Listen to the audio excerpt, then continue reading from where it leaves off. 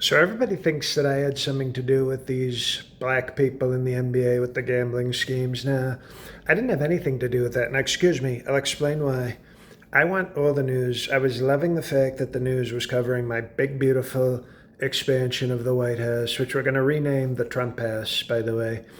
And remember, they had Yankee Stadium, the house that Babe Ruth built? Well, this is going to be the house that Trump built. And when other countries come, see, most of you haven't been presidents. I don't think anybody in this room's been a president. So if I can, I'll explain to you what a president does, okay? You can explain to me what a stupid, bad journalist does later. When you have heads of state, when you have important people, the most important people, leaders, tyrants, kings, these are big people, not like you. When you have these people and they see that your house is like 200 years old, they start to think, is this person poor? Is this country poor? And then they think they can take advantage of you. But what I'm going to do is, everybody knows the classiest way to have money is to show it off. It's called new rich, okay? And that's always been my approach to wealth. Don't act like you've always had it. Show it off like you just won Powerball. That's the classy way to do it. And we have a new big gold ballroom going in there where we will have probably porn shoots, MMA matches, swingers conventions,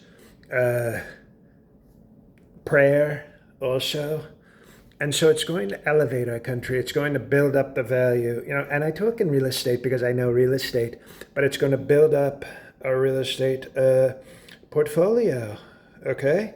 But what I really wanted, and this is true, on a time called 9/11, and yes, it was very sad, okay? So don't try to write any fake news.